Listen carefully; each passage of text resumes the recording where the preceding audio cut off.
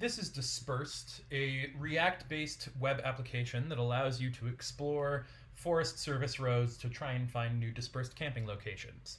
Without creating an account, you can simply go and view the map as a user, and that brings up a map of Forest Service roads, color-coordinated, based on what road type they are.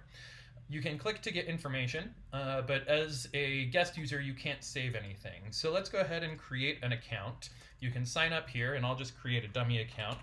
These accounts are protected using JOT and bcrypt, so you can have a protected password on the back end using bcrypt, and then when you sign in, you will receive a secure token using JOT. Once you've signed up, it will take you directly to the favorites page. Notice that since I haven't saved any favorites yet, there's nothing on the map. If I go back to the map though, and find a camping location, let's just pick one at random here, it'll bring up again the current information for me, but now I have the option to add to my favorites.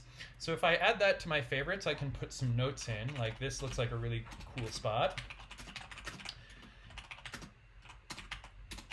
And when I save them to my favorites, it now appears. And on the map, I can now see a pin with that location. If I want to see that site in closer detail, I can click on the See Site button on my favorite, and it will take me to a zoomed-in view of that location. I can also click on the pins on the map, and it will show me the notes that I put in along with the latitude and longitude for that location.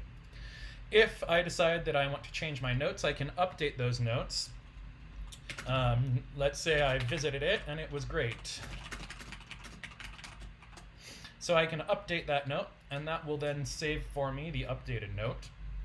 If I'd like to visit the campsite, I can always click on this Get There with Google link, which will open up a new tab with a Google Maps that has a pin dropped in the location that I had on the map, and I can choose my starting location to get me to my selected campsite.